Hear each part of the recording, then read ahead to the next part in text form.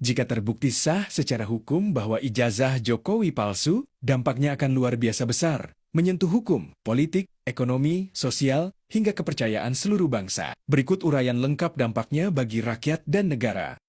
Pertama, dampak hukum dan kenegaraan. Jabatan dianggap tidak sah sejak awal. Selama 10 tahun kepemimpinan, seluruh kekuasaan dianggap diperoleh dengan cara tidak benar, karena menggunakan dokumen palsu sebagai syarat pencalonan. Seluruh produk hukum, peraturan presiden, peraturan pemerintah, keputusan dan kebijakan yang dibuat tahun 2014 sampai 2024 berpotensi gugur, batal, atau tidak memiliki kekuatan hukum. Ini mencakup undang-undang, kontrak negara, proyek strategis, hingga perjanjian internasional. Semuanya bisa diperdebatkan ulang. Jokowi menjadi tersangka pidana atas pemalsuan dokumen dan penipuan. Jabatan pasal 263 KUHP bisa dipenjara, dicabut hak istimewa mantan presiden, dan wajib bertanggung jawab penuh. Tanggung jawab utang negara sesuai narasi yang berkembang. Jika kekuasaan tidak sah, maka utang negara 8.300 triliun rupiah dan segala kewajiban keuangan negara selama masa itu bisa dituntut menjadi tanggung jawab pribadi yang bersangkutan, bukan lagi beban rakyat. Lembaga negara KPU, UGM, pengadilan akan diperiksa karena dianggap gagal memverifikasi dokumen, memicu reformasi besar sistem administrasi negara. Kedua, dampak politik dan kekuasaan. Legitimasi kekuasaan runtuh total. Seluruh jajaran menteri, pejabat, dan pengangkatan yang dilakukan dianggap tidak sah. Posisi mereka jadi abu-abu, berisiko dicopot, atau dinyatakan tidak berhak menjabat. Hubungan politik berubah drastis. Dukungan yang ada akan hilang, mantan sekutu menjadi lawan. Seperti ungkapan Rustam Effendi, Jokowi bukan lagi kawan, tapi pihak yang harus dipertanggungjawabkan. Terjadi krisis politik besar, perdebatan tak berujung, perpecahan, dan ketidakstabilan pemerintahan dalam waktu sangat lama.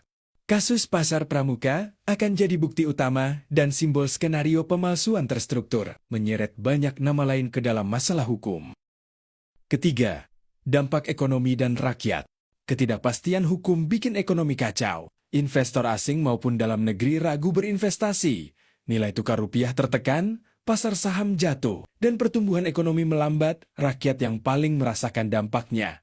Harga naik, lapangan kerja berkurang. Segala proyek, pembangunan, dan kebijakan sosial bansos, kartu prakerja, IKN, infrastruktur berisiko dihentikan, ditinjau ulang, atau batal total. Uang rakyat yang sudah dikeluarkan jadi hilang percuma, kerugian negara triliunan rupiah.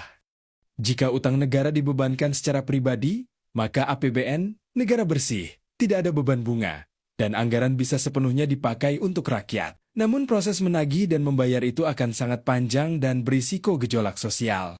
Rakyat terbelah, sebagian marah, dan menuntut keadilan. Sebagian lagi merasa dibohongi bertahun-tahun, sebagian khawatir negara kacau balau.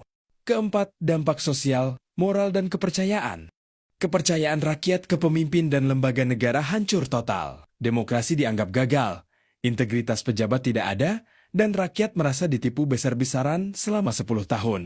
Sejarah akan ditulis ulang. Masa jabatan Jokowi dicatat sebagai rezim cacat hukum dan integritas, bukan lagi keberhasilan pembangunan. Muncul tuntutan besar untuk perubahan sistem, aturan ketat verifikasi dokumen, dan penghukuman tegas agar tidak terulang lagi. Intinya, kalau benar terbukti palsu, ini bukan sekadar skandal pribadi. Ini gempa bumi terbesar dalam sejarah ketatanegaraan Indonesia. Semua yang kita anggap sah, benar, dan resmi selama 10 tahun, bisa berubah jadi tidak ada apa-apanya. Posisi Jokowi bukan hanya jatuh, tapi berubah jadi pihak yang wajib membayar segala kerugian negara, dan rakyat menanggung dampak gejolak hukum, politik, dan ekonomi yang luar biasa besarnya. Semua mata kini tertuju. Apakah bukti pasar pramuka dan saksi ahli cukup kuat? Apakah benar 8.300 triliun rupiah harus dibayar? Jawabannya akan menentukan nasib kita semua.